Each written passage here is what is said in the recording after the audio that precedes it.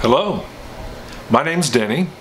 This is my plant-based journey, and I'm glad you're with us today as we're going to be talking about The Secrets to Ultimate Weight Loss by Chef AJ, and we're going to have our review part 2, and we're going to be looking at the introduction, and I'm not trying to go very quickly through this. We'll do that more when we get into the chapters, but I want to talk about the concepts that she brings up in the introduction. And so we're going to start today by discussing again where we left off last week, and that is addiction, food addiction. And she talks about how it's very real and you're not alone. She talks about some of the ways in which you must eliminate some of these foods that you're addicted to in order to overcome these obstacles that are in your life. And so here's one of the things that was a very impressive statement. She said, first of all, you're not alone.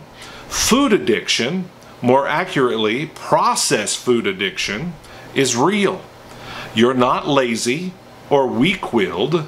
You do not lack discipline or willpower. You know, we talked about this a little bit last week. You know, there are a lot of people who say, well, all you have to do is put down the fork. You need to be more disciplined. It's all you. Well, do we have responsibility for our actions? Absolutely. There's no doubt about that. We have responsibility, and so let's not deny that. But it is very real that these foods, these processed foods, are addictive. Later on, she discusses some of the scientific evidence and some of the research projects that have been done to show how people will go after the addictive items such as these processed foods, and in fact animals have done the same thing. And so she's trying to make you understand it's not all you, and it's not because you're less significant or worthless or not able to control yourself. Let's get past that. We need to be able to have some self-control. There is no doubt about that. But there is something in these processed foods that's designed to make you take more.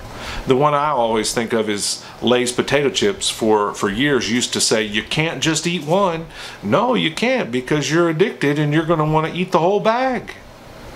And so, you know, we need to make sure we're not belittling others or looking down on others, and even not beating our own selves up, but instead we work to find a solution. And so she goes on to explain that if you change the foods that you eat, you will recover. And that's our responsibility. We have to change what we eat. In fact, we need to completely abstain from these types of foods. She says to completely and permanently abstain from these types of foods. And she talks about refined sugars and flours, alcohol, processed foods, things along those lines. You stay away from them and your brain chemistry stabilizes. You're able to get better control of yourself and be able to be better at what you eat and choosing to eat. And so she talks about eliminating these things from your diet and keeping yourself eating that whole food plant-based diet. One of the things, though, that she talks about is that some people may be doing these things because of emotional reasons. There may be some emotional baggage that we need to deal with. There may be a reason why that we feed our face. It may be something that's in our past. There may be some difficulties that we're facing today. I know when I become highly stressed, I want to eat junk food, and once I start, I don't want to stop. And I feel some of those things. And emotions certainly play into how we eat. And we all know that. That's why you're not supposed to sit in front of a television while you eat. You're not supposed to lose your mind and your action, your thought process while you eat, because you'll just feed and feed and feed and feed instead of eating until you intuitively know that you're about to be full and you stop eating. Interestingly enough, though, if you study Dr. Esselstyn and some of the other plant-based doctors out there, they use a study that talks about those in another part of the world that control their diet through a plant-based diet, but they also intuitively eat about 80% until they're full. They don't gorge and make themselves so stuffed where they need to unbutton a button on the top of their pants. They have a different mindset, and so they purposefully stop eating before they get to that point of fullness. So they eat the right kinds of foods, and they eat the right quantity of food, and so they're using both. But if you are emotionally eating, you're going to go past those barriers. And so she references that and talks about it, and makes it clear that once you start to address these things, you're going to start seeing results. And so we have to stay away from the highly processed foods.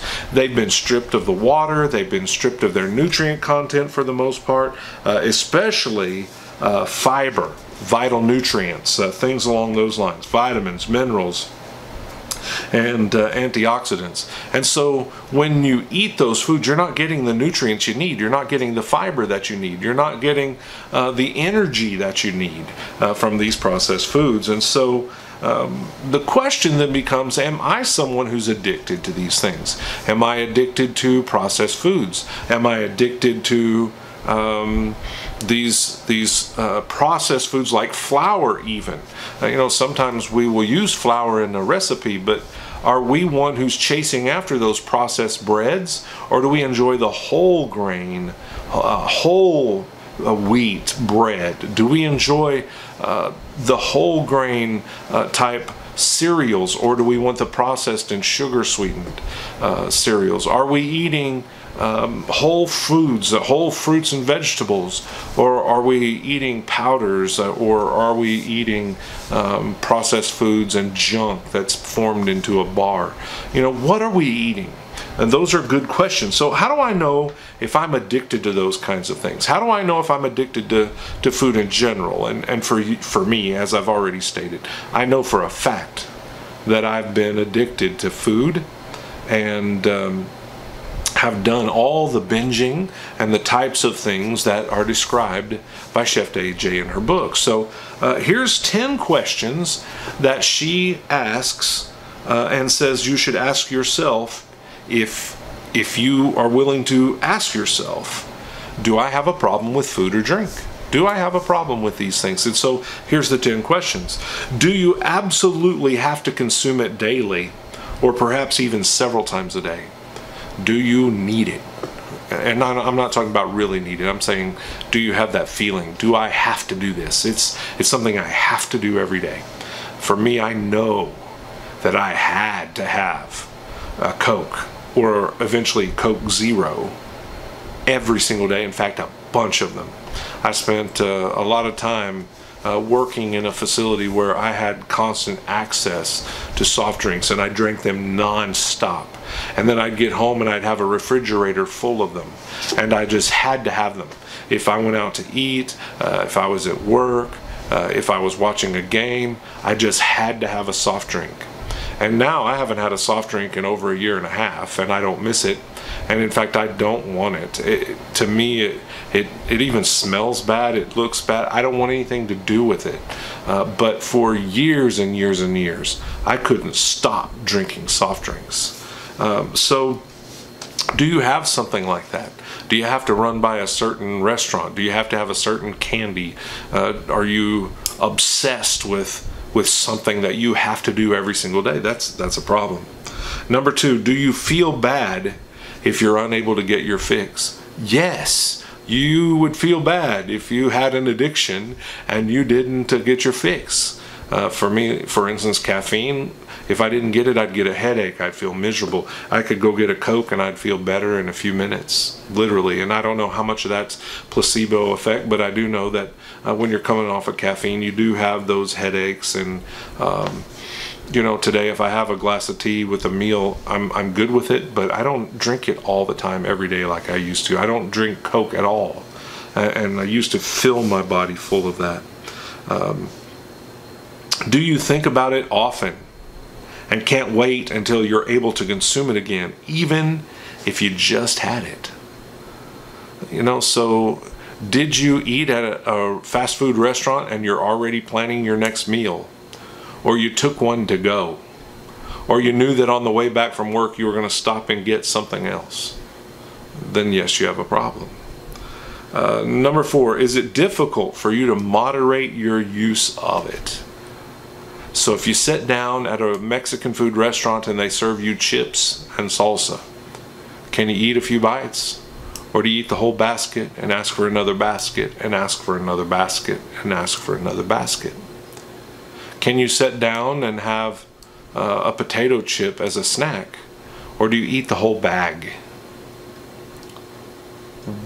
What is your response to those types of things? Do we understand we've got a problem? Number 5, do you often consume more of it than you intend? If you're addicted to it, you're going to eat and eat and eat. You're not going to stop at 80% full. You're going to eat until you can't stuff another bite. And probably most of us have been there. But do you do that on a regular basis? Do you do it every meal? That would indicate a problem. Number 6, do you often feel shame or regret after consuming it? Man, I really shouldn't have eaten that. Okay, if you do that once in a while, if you did that at Christmas or Thanksgiving, and you said, man, I shouldn't have eaten that much, that's one thing. But if you feel that way after every meal and snack and your second breakfast and second lunch and second dinner, which we talked about last week, yeah, you've got a problem. I don't know about you, but I can tell you hundreds of times I've eaten and felt shame after eating it because of what I ate or how much I ate. And while you're eating it, you're not even consciously thinking about it. As I said before, it's just you got that spoon going and you're going to keep it going and keep it going. Number 7, do you have physical or emotional withdrawal symptoms when you try to abstain from it? Do you feel like something's missing? Does it hurt you to not have something? I will tell you, the first 6 months that I was trying to eat a whole food plant-based diet, and even sometimes even now occasionally, the craving for cheese is unreal. I don't know why that one is one that's hard to get over, but I know a lot of other people have commented on it too. Cheese seems to be very addictive, and it's fat. It's going to make you sick. It's not healthy. It's not good for you to eat, and yet it's so addictive. Today we put it on everything. Cheeseburgers, sandwiches, cheese goes on salads, cheese goes on your breakfast, cheese goes on your lunch, cheese goes on your fruit. There are people that actually melt cheese on their fruit. Cheese. We put cheese on everything. Folks, do we feel an emotional withdrawal or a physical withdrawal if we quit eating it? Yes, that's a problem. Number 8, is it difficult for you to get through even a single day without consuming the substance? Could I make it through a single day without a Coke in the past? Oh, I was hurting. I was going to have to run by a store or go to a restaurant in the middle of the night even if I had to get a soft drink, because I had to have that fix and I needed that rush to my head. And I think this is probably something that many of us feel. Now, if we're having to chase after a soft drink or some other form of sugar, ice cream, candy, cake, pie, chips, a lot of people are addicted to chips, they have to eat it every day, then yes, we have a problem. Number 9, does abstaining from it result in any physical or emotional discomfort? Do you get the headache? Does your stomach hurt? Do you feel nauseous? Do you lose energy? Do you want to go lay down? Then we have a problem. And number 10, does the mere thought of abstaining from it bring on strong emotions such as anxiety, sadness, anger, or grief? Do you get mad if somebody says you're drinking too many Cokes? Do you get mad if somebody says, why do you always get the double cheeseburger? Do you get upset when you supersize, a lot of size, and somebody makes a comment? You know, I think that's probably a response that many people have. They might not say it or verbalize it, but I bet they're feeling it. Why don't they just leave me alone? So-and-so's eating it too. Why don't they ever say something to him? He's eating the same thing I am. Maybe you feel that way. Have you had anxiety just at thinking about why you should stop? Other people don't have to. How dare you tell me that I can't have this? Who are you to suggest that I should stop eating meat or cheese or sugar or processed foods? Whatever it might be. How dare you? What arrogance to think that you're going to tell me how to eat. If we're feeling any of these 10 things, we probably have a problem. So her statement is, if you answered yes to any of these, you may be suffering from an addiction. Let me just say here, if you need professional help, you need to seek professional help. I'm not trying to offer professional help. I'm not a doctor. And I'm not trying to suggest that all the answers in the world to these problems are found in this book. But it certainly brings up some things that we ought to be honest with and discuss. And if we have a problem, we might need some real help. We might need to talk to someone. How does this thought of giving up these foods or beverages even for one day make you feel? Could you do it for 21 days? Could you do it for a month? You know, a lot of times on YouTube you'll see people saying 30-day challenge. Can I do this for a month? I'm trying to walk for the 31 days of August. I had gotten to the point where I wasn't exercising. I've been sitting at my desk. I've been buried in work, and I'm not getting any body exercise, any movement. And so for this month I've been saying I'm going to walk every day. And for September I'm going to walk and I'm going to do some physical training certain days a week. And you know, it's a challenge. Can you do that? And if you had to do that, would it make you excited or would it make you angry or upset or fearful? You know, what emotions actually come up when you think about these things? What are your feelings? You know, something that you might do is do the old Benjamin Franklin T. You know, what you do is you take and make that big T, you put your problem up above and you put all the pros on one side and all the cons on the other, and say, so if I were to give up meat and cheese, let me qualify. When I say meat, I'm not talking about beef, all right? Sometimes people confuse the two. When I say meat, I'm talking about beef, I'm talking about chicken, I'm talking about fish, I'm talking about any other animal that you might eat. Could you give up meat? Could you give up cheese? Could you do these things even for a month? What emotions? Write down the pros and cons and write down your feelings. One of the things that she says here is food addiction is not yet widely recognized in the larger medical community, but there is hard science. And she goes on to explain there's articles, there's journals, there's references, there's all kinds of things that make it clear that this is real. So think about these things today. Think about food addiction. Think about the emotions, the feelings. Think about her 10 questions. And comment below or comment on my Facebook page and we'll discuss this. I try to answer all of the comments that are given in each of the videos. I do my best. I don't always get to them. But if you have something of a private nature you want to discuss, make sure you send me a message on Facebook. Same name, Denny's Plant-Based Journey. I'm enjoying reading her book, and there's a lot in it. There's a lot to think about. It's pretty deep for a book about eating. So buy the book, read the book, let me know your thoughts. I know this is a deep discussion. This isn't throwing a recipe together, but it might be the recipe for your life. I hope this challenges you today. Leave your thoughts below. My name is Denny. This is my plant-based journey, and I hope you have a great week, and I want you to think about how you're eating. Have a good week.